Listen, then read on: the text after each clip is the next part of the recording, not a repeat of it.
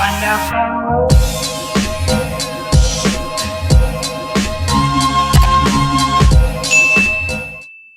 Hello and welcome back to Budgets, Bargains and BS. I'm Gemma and today we are doing a weekly budget with me. So this will be for week 2 of October.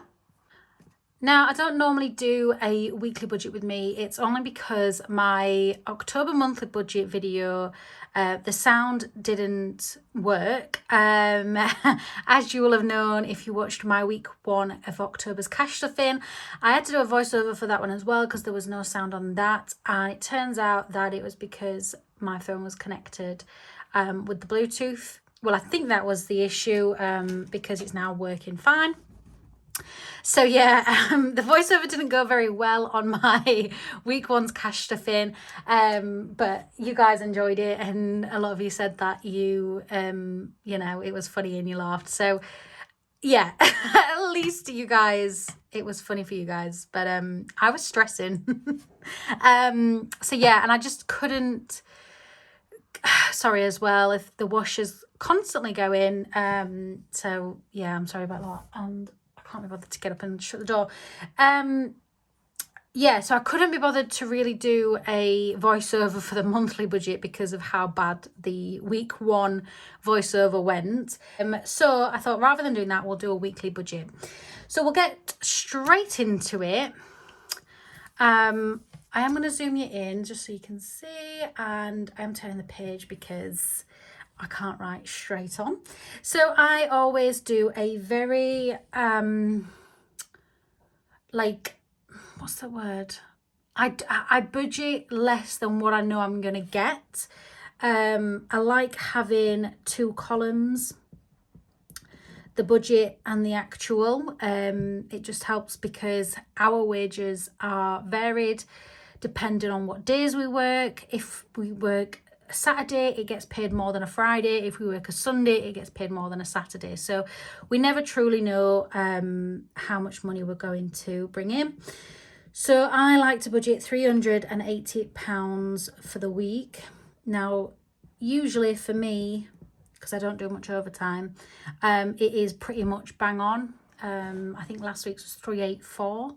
However, my husband, he is always doing overtime, so that always ends up being quite a lot more. But just in case he ever decided to not do that overtime, he's not forced to do it, by the way, he chooses to. I don't want you thinking, oh, horrible cow, she's making him work extra, but he doesn't have to, he chooses to. So yeah, 380 each for that, and rollover I'm going to budget at £100. I don't really like to plan a rollover purely because, you know, you never know what's going to happen in the week, do you? And I wouldn't like to get it wrong. Oh, let's start by turning it on. Yeah, I wouldn't like to get it wrong, but we are going to budget one in. So add that up, we've got £860. I don't know why I couldn't have worked that out without using the calculator. But anyway, and then we come down to our weekly bills. So I will have a look in my, one second, let me get it for you. I use the Filofax A4 refillable notepad. And I can't open it because the camera's in the way. And this sheet is from the Budget Mom. It's a freebie sheet on our website. And then, yeah, basically I'll just look at that week and see what's going to be coming out and then transfer that onto this sheet. So we've got British Gas, which is £60 a month. Sofa, so that is £110 for this month. Car finance, which is £246.75, and BT, which is 36 and 5 pence. Right, so I just want to quickly go over a few things. So first of all, British Gas. My direct debit is only £60 a month for both gas and electricity combined, and that is because I was very lucky and I had a fixed rate until April 2023. So my bills yet haven't gone up, and they will do obviously in April. I am going to up that at some point so that I can create like a really good credit. And then when my bills change in April next year, I'm kind of a bit of ahead of myself. But for now, we're leaving it at 60 because there is that other government thing that's going on, which I think is £66 a month, which starts this month. I don't know when that will be, but it'll be obviously put straight to the gas and electricity account, and I'm just going to keep letting it build up.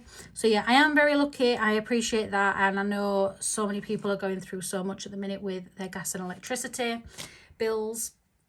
But yeah, I am quite lucky in the fact that it's still the same. I don't pay for a water bill because they haven't fitted a water meter yet. It's just one of them things. I don't know what it's about, but basically we moved into this new build in June last year, and I called the water company. I gave them all my details, and they basically said, right, just sit and wait, and then we'll fit a meter, and then we'll start billing you. They still haven't fitted a meter. I always ring up every few months to make sure that, you know, nothing's changed, and they haven't fitted a meter and I don't know about it. And they are still waiting to fit a meter. Now, I think I found out the reason why, and it's not great. But a neighbour of mine, so most of my neighbours have got meters now, but another neighbour across the road has basically had hers investigated because obviously she's said, why am I not getting a bill? What's happening? And it turns out that they're going to need to dig her entire back garden up and redo the structure underneath. So because it's a new build, this is the developer's problem, and obviously they're not willing to dig it all back up. But yeah, they would have to dig up her entire garden to get and redo something underneath to do with the water mains and whatever, in order for the water company to then come out and fit meters. So I'm a bit nervous that they're going to come and dig up my garden. And I'm going to be left with a hefty bill to fix it, basically. But I'm not going to worry about that yet. They can't just come in and do it, can they? They've got to obviously give us pre-warning. And it's not confirmed that that's the problem that we've got. It's just my neighbour across the road. But yeah, it's a good thing and a bad thing. Good thing because I'm not having to pay a bill. And they have confirmed several times that I won't be backdated. So I don't have to worry about that. But yeah, I'm also panicking because I don't want them to dig up my entire garden to fix their own bloody problem. Anyway, moving on. So far, the actual direct debit, which I'm going to highlight this because I need to remember. So the direct debit is 60 something pounds, £64 I think it is. But because there's only £220 left on that Sofa Finance, I've decided to split the payment in half. Pay £110 this month, so I'm paying about £50 extra, and £110 next month, so it'll be completely cleared rather than wasting loads of time paying it off at £60 a month. So we'll add all that up. I'm sorry if that was a bit of a ramble, but yeah, I feel like, oh, that wasn't even in shot. I feel like sometimes I kind of have to explain myself on here. I don't have to, but so that people can kind of understand, with the British Gas and that, I do appreciate how lucky I am that it's not as high as many other people's. So anyway, we take the total income, minus off the bills total, give us £407.20. Then we come down to cash envelopes. I have altered my sheet, by the way. Beforehand, it didn't have a layout like that, but we'll get into that. So cash envelopes, then we've got food, fuel, tobacco, money for my husband, and money for me. Now, food budget is £100. However, I'm going to set myself a challenge. I'm going to try and spend just 50 and keep the other 50 for next week. We'll see. I'm hoping to anyway. Fuel will be 40 and we'll definitely need all of that. Tobacco is its usual 20 and we use all of that.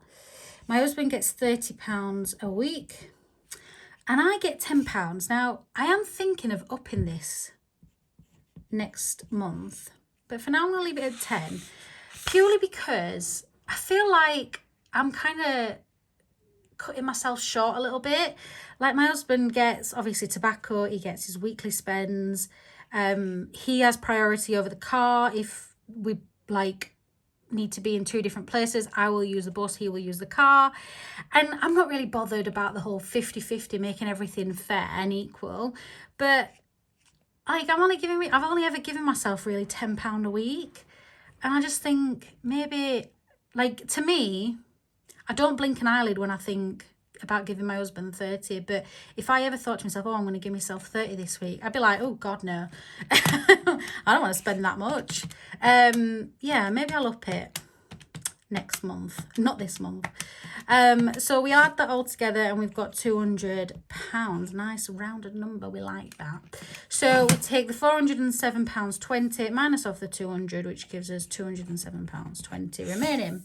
Then we come over to our debt. So we've got, oops, that was not correct. Look at that M, how weird. MBNA and Sainsbury's.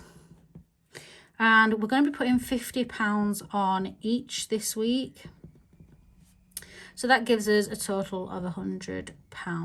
I'm sorry about the camera shaking, by the way.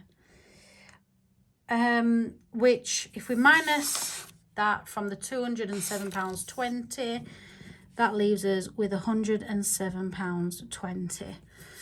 So this side of my sheet then. So beforehand I had sinking funds and challenges. Now I just have challenges. So I finally got round. I kept saying that I was going to change it and I never did, but I finally done it. So it is just challenges now. But in a way, sometimes I prefer just to do it on the day rather than write out what I'm going to put in. Because first of all, I changed my mind. I changed my mind way too much. And secondly, I don't like, first of all, this amount left. I would personally leave that as a buffer because you just never know what you're going to need it for. So I'm not going to fill out the challenges. I know I don't see the point in having it there if I'm not going to fill it out, but I'm not going to fill it out. And if we have any extra compared to the budget, that's what I'll use for challenges. So yeah, we'll see.